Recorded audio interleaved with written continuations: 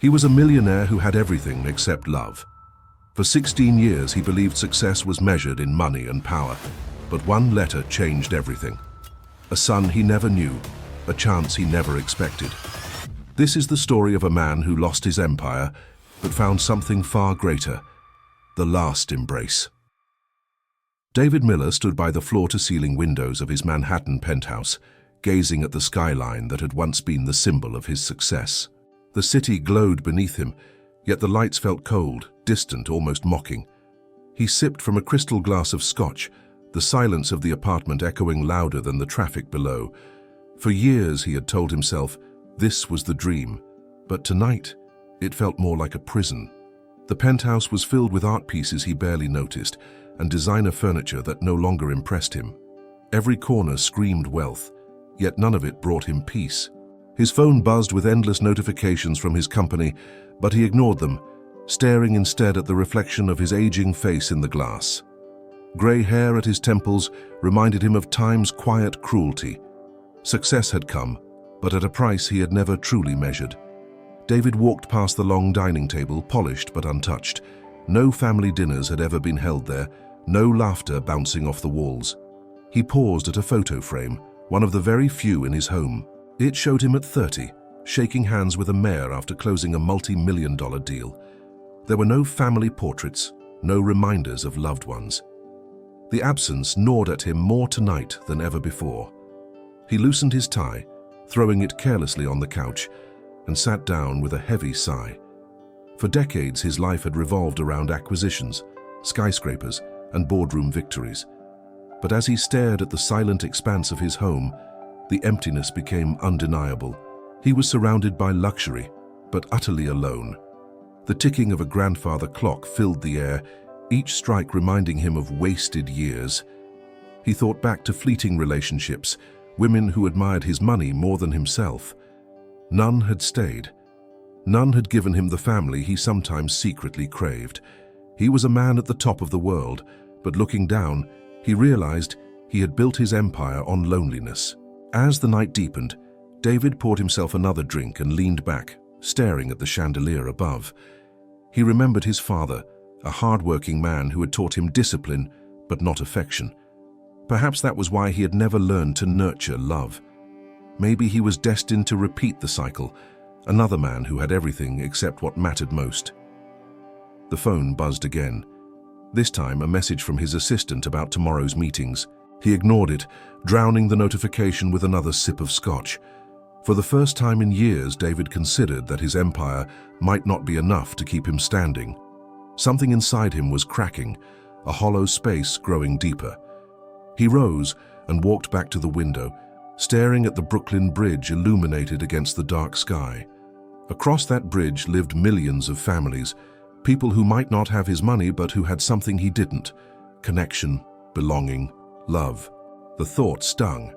He pressed his hand against the glass as if trying to reach a world he had long shut himself out of.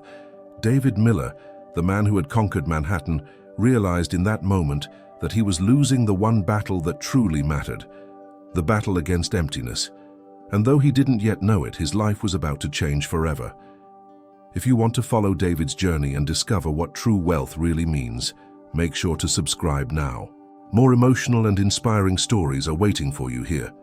The next morning, David sat in his office overlooking Fifth Avenue, flipping through documents his secretary had delivered.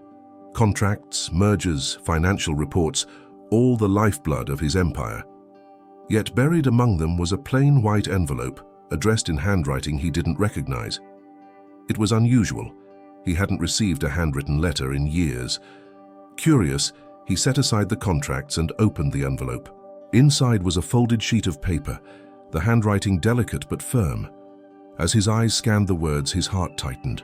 The letter was from Sarah Johnson, a name he hadn't heard in nearly 2 decades.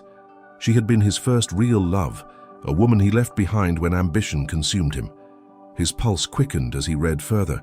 Sarah's words were sharp but honest. She revealed something he could hardly process. She had given birth to a son, his son, 16 years ago. His name was Ethan. Sarah admitted she had never told him, choosing instead to raise the boy alone in Brooklyn. And now, with Ethan struggling as a teenager, She felt David deserved to know the truth. The paper trembled in David's hands. A son? 16 years lost? He leaned back in his chair, struggling to breathe. Memories of Sarah flooded him. Her laughter, the way she used to dream of a simple life, a life he never gave her. The weight of her words crashed down on him like steel. He wasn't just a businessman. He was a father, and had been one all along without knowing it. The office suddenly felt claustrophobic, the walls pressing in on him. For years he had believed his loneliness was his own doing, a result of sacrifices made for power. But this revelation shattered everything. He hadn't just sacrificed love, he had unknowingly abandoned his own child. He walked to the window, staring out at the city that had been his kingdom. The cars looked smaller now, the towers less impressive. Somewhere across the river, a boy named Ethan was living his life without ever knowing his father. The thought pierced David's heart in a way no business failure ever could. For the first time in years, David Miller felt truly afraid. Not of losing money, not of losing status, but of facing the reality of a son who might never want to know him. He folded the letter carefully, slipping it into his jacket pocket like a fragile treasure. His hands shook as he buttoned the jacket, his mind racing. Mark Reynolds entered the office, cheerful about a new deal. David barely heard him. His mind was already across the bridge, in Brooklyn, with a boy who carried his blood, but none of his memories. A boy who had every reason to hate him. David excused himself abruptly, leaving Mark puzzled. As he stepped into the elevator, the truth settled deeper into his chest. His fortune suddenly felt meaningless. His next great conquest would not be another skyscraper in Manhattan. It would be something far more fragile, far more uncertain. David Miller was going to meet his son. David crossed the Brooklyn Bridge with his driver, staring out the window as if entering another world. Manhattan's glittering towers faded into rows of brick buildings, graffiti-covered walls, and bustling corner shops. It wasn't unfamiliar. He had grown up in a place like this. But success had erased these images from his daily life. Now, each detail reminded him of what he had lost while chasing wealth. He felt unprepared, a stranger stepping into foreign ground. The address Sarah had written led him to a modest two-story house with peeling paint and a small garden. Children played on the sidewalk, their laughter echoing through the block. David stood outside the gate, suddenly nervous. For years he had negotiated billion-dollar contracts without blinking, yet now the thought of knocking on this door made his hands tremble. His chest tightened with a fear he had never known. Sarah opened the door before he could knock. Time had left its marks, but her eyes were the same, strong, piercing, cautious. For a moment silence hung between them, filled with memories of love and betrayal. "David," she said flatly, no warmth in her tone. He tried to smile, but her gaze cut through him. "He's inside, but don't expect miracles." Her warning was clear. This wasn't his territory anymore. Ethan appeared in the doorway, tall for his age, his expression sharp with suspicion. His resemblance to David was undeniable, though his eyes carried Sarah's fire. David's heart skipped. This was his son, the boy he never knew. He stepped forward, extending a hand. But Ethan crossed his arms, unmoving. "So you're the millionaire who thinks he can show up after 16 years? Ethan's words sliced deeper than any business rival ever had. David swallowed hard, realizing money could not bridge this gap. "I'm not here to buy anything, Ethan. I just want to know you," he said softly. Ethan's laugh was bitter, almost mocking. "You don't get to want anything. You weren't here." Sarah stepped closer, her arm around Ethan's shoulder, silently daring David to push further. He nodded, defeated for now. The empire builder had just discovered his toughest challenge, earning his son's trust. That night David returned to his penthouse, but the walls felt colder than ever. He replayed the encounter in his mind, every look of resentment in Ethan's eyes, every guarded word from Sarah. He poured himself another drink, but even the scotch failed to numb the ache in his chest. For once, his thoughts were not about money or deals. They were about the boy who had called him a stranger. As he wandered through the apartment, memories of Sarah flooded back. He remembered their first dates in college, how she dreamed of teaching while he dreamed of conquering the world. He remembered the night they argued, his ambition clashing with her desire for stability. She wanted love and family. He wanted skyscrapers. When she walked away, he told himself it was for the best. Now he saw it as the first brick in the wall that separated him from happiness. David sat at his desk, pulling out the letter again. He traced Sarah's handwriting with his finger as if hoping it could bridge the years. The revelation of Ethan's existence made him reevaluate everything. What was the point of owning half of Manhattan if his own blood rejected him? For the first time, David considered that his wealth might be worthless compared to what he had lost. The thought terrified him, but also lit a fire inside. Sleep refused to come. Each time he closed his eyes, he saw Ethan's face, his son's face, twisted in anger. He imagined all the birthdays, holidays, and milestones he had missed. 16 years of silence could not be undone in one meeting, he knew that. But the idea of giving up was unbearable. The boy might hate him now, but David couldn't accept that as their ending. He had to try again, no matter the cost. As dawn broke, David stood by the window, watching the city wake. The skyline that once symbolized victory now mocked him with emptiness. He realized he was at a crossroads. Either he continued as the ruthless mogul who ruled Manhattan, or he learned to be something entirely new, a father. For the first time in decades, David Miller felt uncertain of his path. But one truth was clear: he couldn't walk away from Ethan. Not again. David returned to Brooklyn the following weekend, carrying nothing but determination.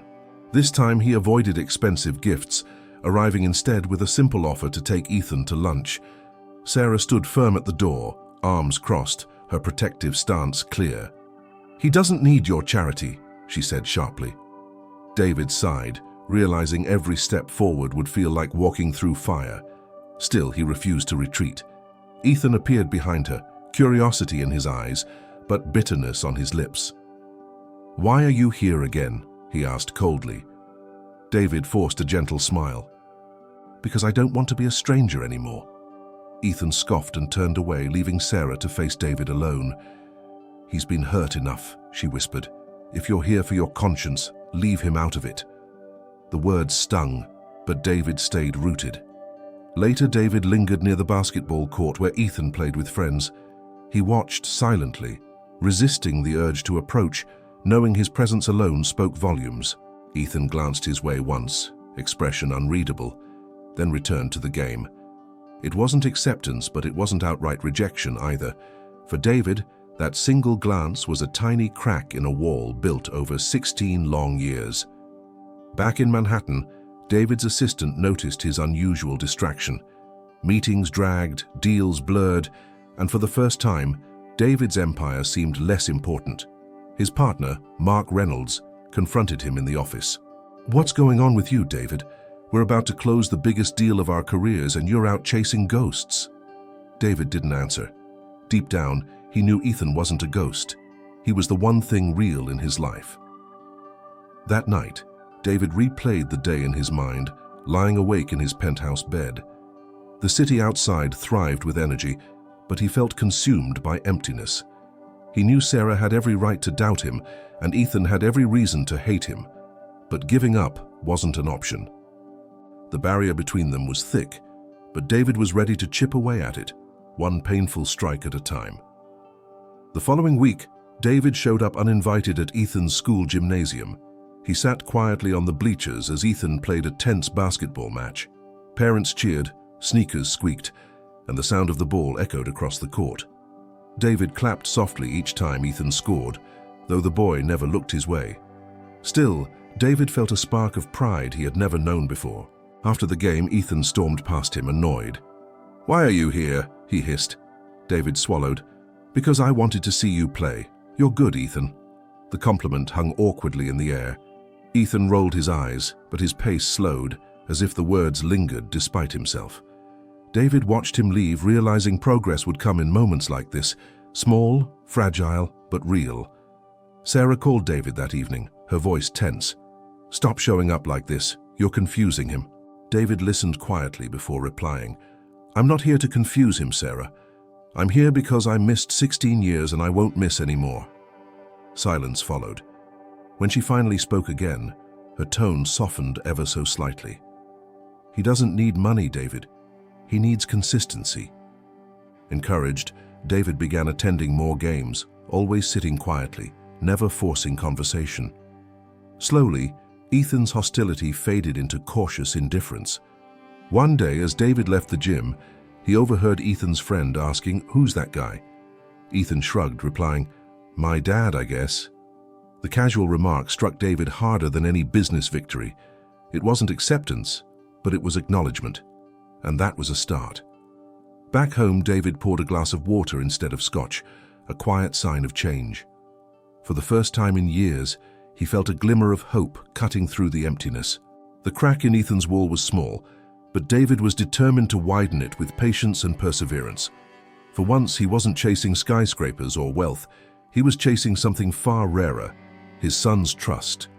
David's growing absence from the office didn't go unnoticed. Mark Reynolds slammed a folder on David's desk one morning. "You've missed 3 board meetings this month. Do you even care about this company anymore?" David leaned back in his chair, staring at the skyline through the glass wall. "I care, Mark.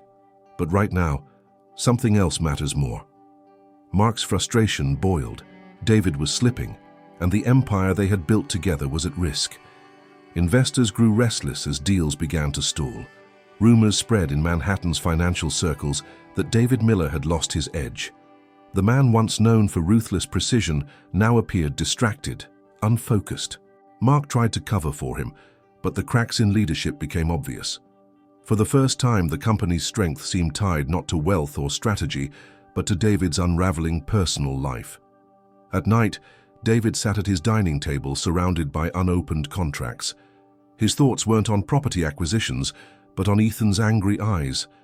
He remembered how the boy had said, "You weren't here," and the words replayed like a broken record.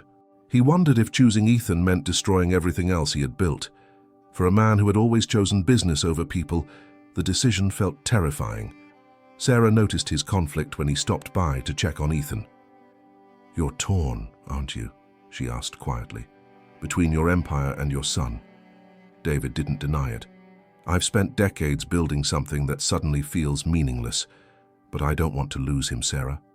Her expression softened slightly. "Then prove it."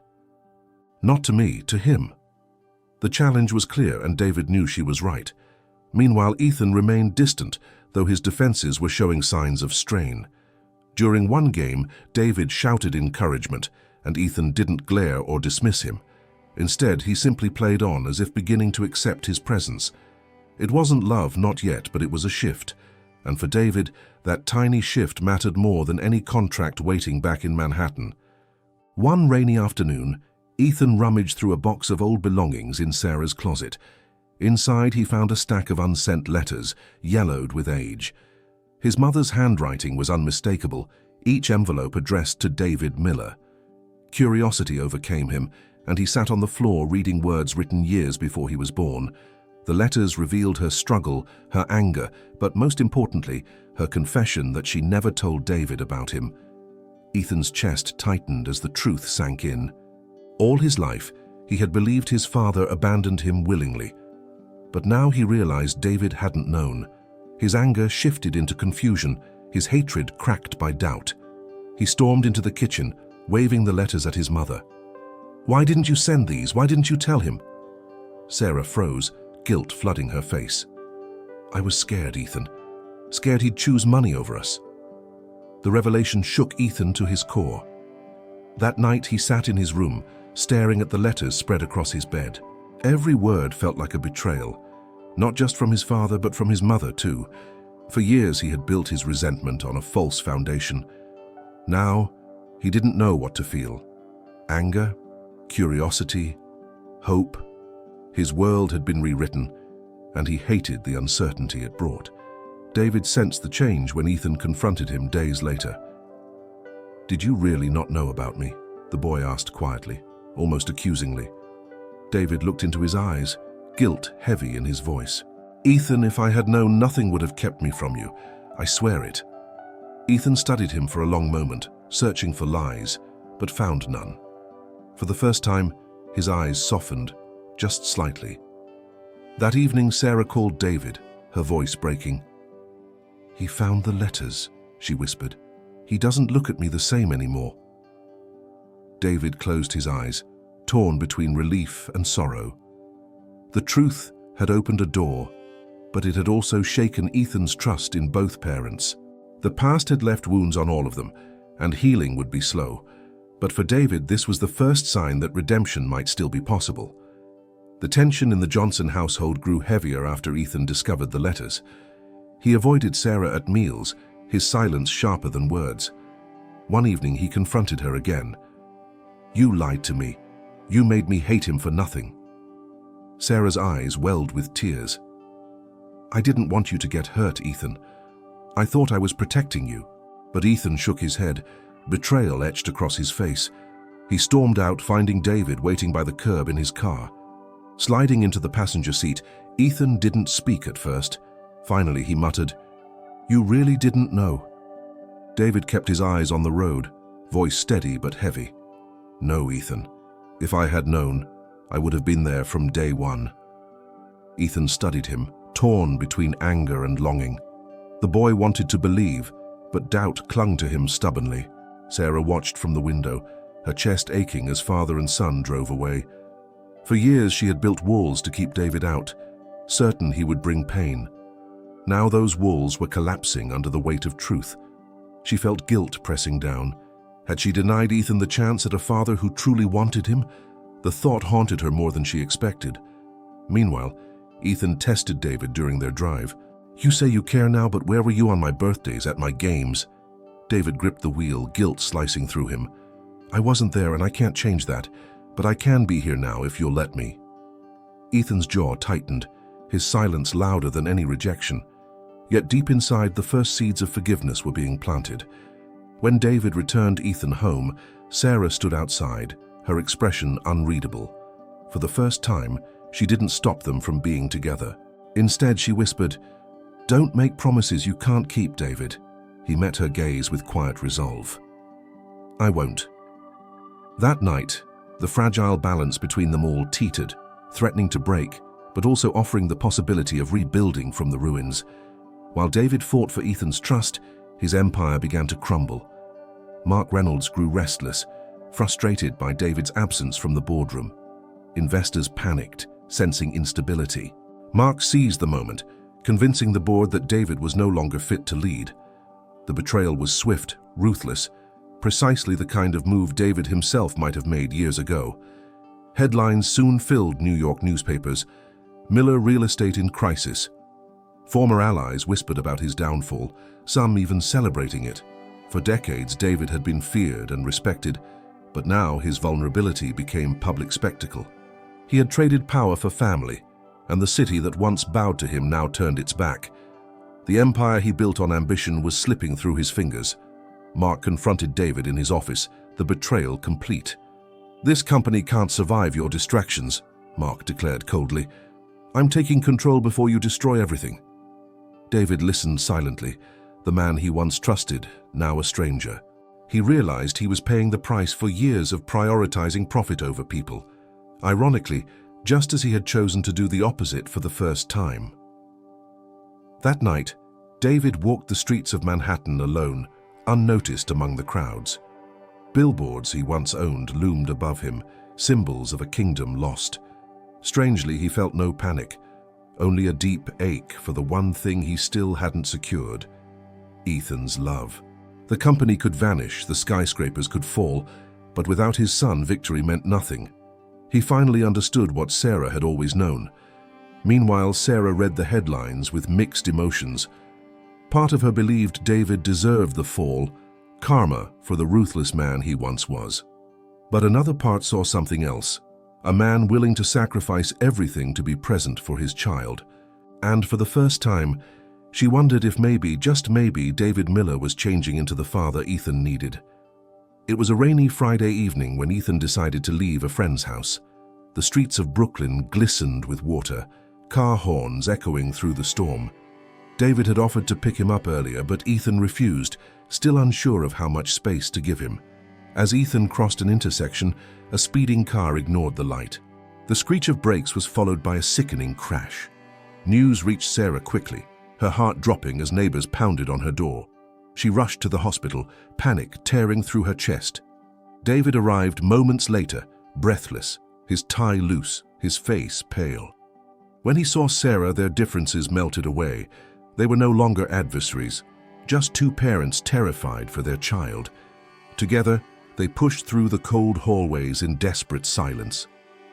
Ethan lay unconscious in the hospital bed, tubes and monitors surrounding him. His face was bruised, his body fragile. David froze at the sight, guilt hitting harder than any blow he had endured in business. He reached for Ethan's hand, whispering, "I'm here now, son. I should have been here always." Sarah stood nearby, silent tears streaming down her cheeks. For once, she didn't push David away. Doctors explained Ethan's condition was critical but stable. Hours felt like days as David and Sarah sat side by side in the waiting room. David buried his face in his hands, whispering prayers he hadn't spoken since childhood. Sarah glanced at him, surprised by his vulnerability. The man she once knew as arrogant and cold now seemed broken, desperate. For the first time, she saw the father hidden beneath the mogul. When night fell, David refused to leave the hospital. He pulled a chair to Ethan's bedside, determined to stay. "You're stronger than this, Ethan. I know you are," he whispered. His empire might be collapsing, but all that mattered was the boy in that bed. For the first time in his life, David Miller realized what true fear was, the fear of losing someone he loved. The hospital room was silent, except for the steady beeping of machines. David sat slumped forward, Ethan's hand clasped in his. Hours passed, and exhaustion weighed heavily on him, but he couldn't close his eyes. Every rise and fall of Ethan's chest became a fragile miracle. In that quiet space, David confronted the truth. He had been a father for 16 years, but only now was he learning how to act like one. Tears welled in his eyes as he spoke softly, words spilling out like confessions. "I built towers and lost the chance to watch you grow. I chose contracts over birthdays, boardrooms over bedtime stories. If I could trade everything for these years, I would. I don't deserve your forgiveness, but I'm begging for one chance." His voice cracked, echoing with raw desperation. Sarah listened from the doorway, her heart torn. She had hated him for years, but hearing his voice tremble broke something inside her. She saw not the ruthless magnate, but a man stripped of his armor, begging for redemption. Quietly, she stepped inside and placed a hand on his shoulder. "Don't give up on him, David. He needs you now more than ever." For once, their grief united them. The darkest hours stretched on, each minute clawing at David's soul. He thought of his father, of the cold man who never embraced him. Was this his punishment? Losing his own son the same way? He pressed his forehead against Ethan's hand, whispering, "Please don't leave me. Give me a chance to make this right. Just one chance." His tears fell onto the boy's skin, raw proof of love long delayed. At dawn, David's body was weary, but his resolve was iron. He would stay until Ethan woke, no matter how long it took. His empire was gone, his reputation shattered, but none of it mattered. If Ethan opened his eyes, David would give up everything to keep him close.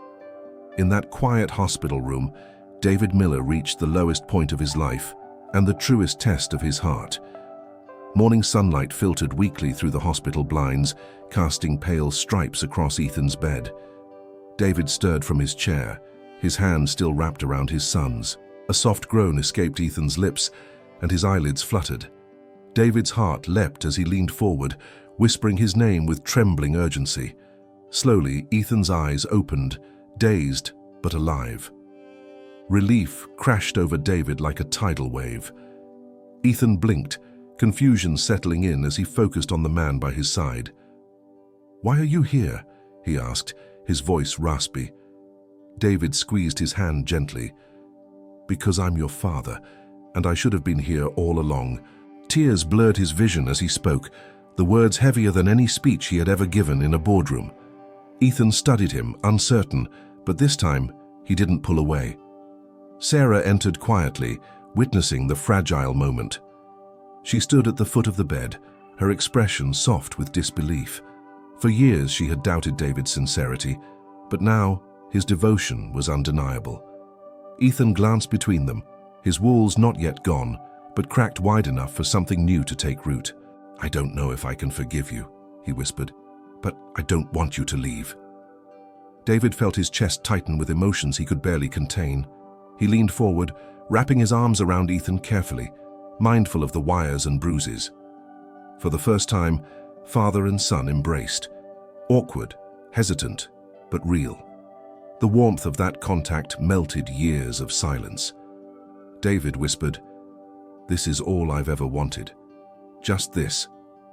Ethan didn't answer, but he didn't push him away. That was enough.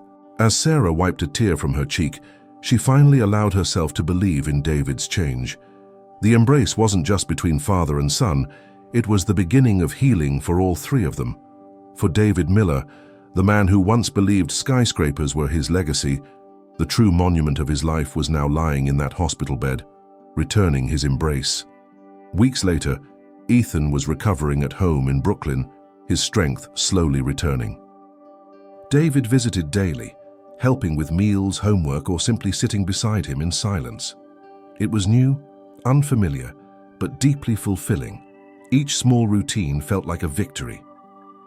For the first time, David's calendar wasn't filled with meetings. It was filled with moments that truly mattered.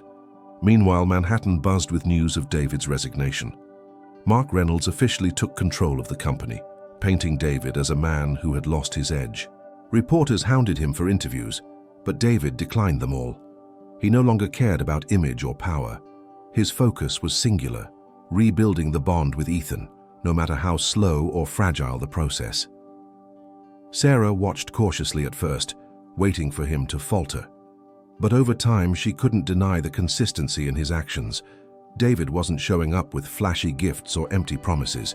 He was simply present. When Ethan laughed at one of David's awkward jokes, Sarah caught herself smiling too.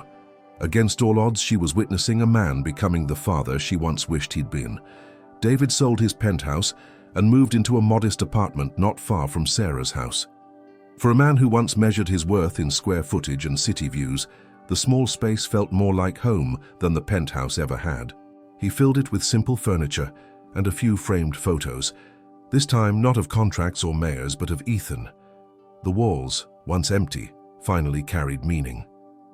Walking through Brooklyn one evening, David passed families gathered on stoops, neighbors chatting on sidewalks. He realized he had stepped into a life he once abandoned, but now desperately needed. Wealth wasn't measured in billions anymore.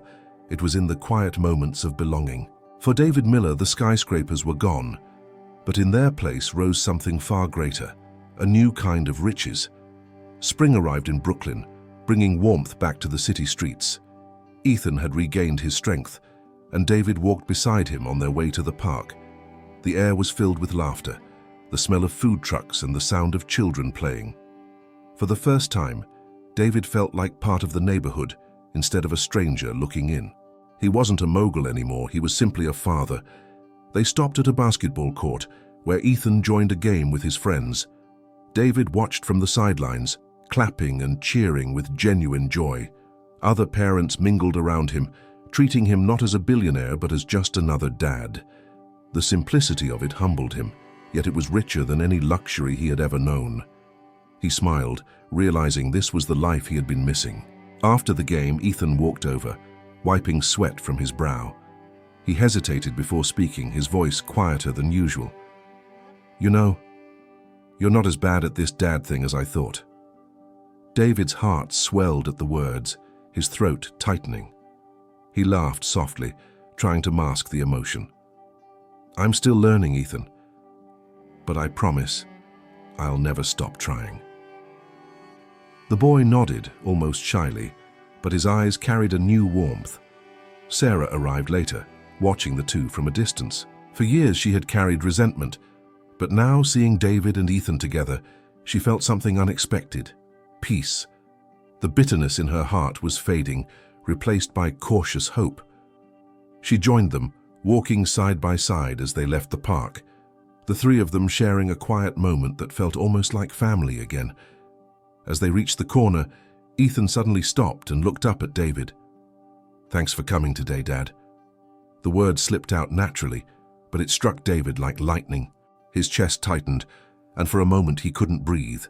A smile spread across his face as tears blurred his vision. "Any time, son," he whispered. For David Miller, the skyscrapers were gone, but in their place stood the tallest victory of all, a future rewritten by love. David Miller lost his empire, but in the end, he gained something far greater, the love of his son. The last embrace reminds us that true wealth isn't found in money, but in family, forgiveness, and second chances. If this story touched your heart, leave a comment below, hit the like button, and don't forget to subscribe for more emotional and inspirational millionaire stories every week. What about you? Do you believe love is richer than money? Share your thoughts in the comments. I'd love to read them. And don't forget to like, subscribe, and join us for more powerful stories of love, redemption, and second chances.